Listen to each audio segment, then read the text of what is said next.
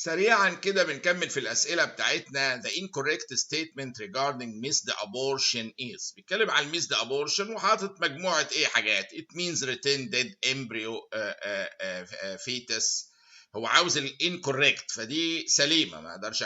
Ultrasound is helpful in diagnosis طبعا. The uterus is usually felt smaller than the duration of pregnancy منطقي.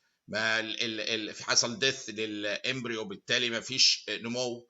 ف there may be brownish vaginal discharge absolutely correct.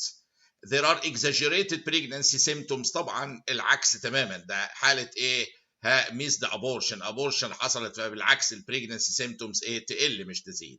فالاجابه الغلط اللي هو مختارها اللي هو عاوزها يعني الانكوريكت اللي هي there are exaggerated pregnancy symptoms طبعا ده العكس خالص.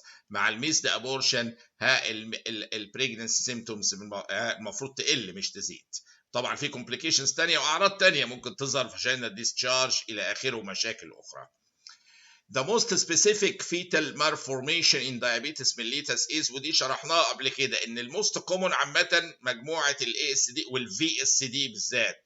لكن السبيسيفيك للديابيتس to a great extent هو السيكرال ايجينيسيس اللي هو ادي صورته اهو. سيكرال ايجينيسيس اهي واضحه اهي. ودي في البريجننت وومن او الديابيتيك بريجننت وومن معرضين اكتر الاطفال اللي بيتولدوا لعمليه سيكرال ايجينيسيس وهي rather specific للديابيتس.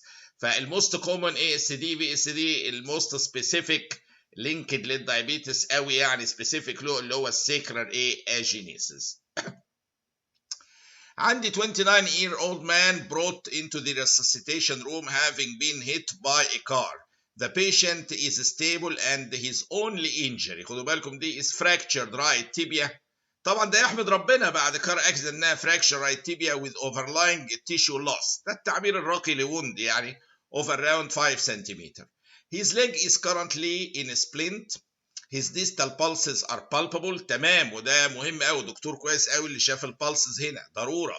What would be the most appropriate next step in the general and local management في الحالة دي؟ شوفوا طالما في وند 5 سنتيمتر هو حاطط لي دريس فقط للوند external fixation of the fracture internal fixation intravenous antibiotic and debridement للتيشوز plaster immobilization of the fracture.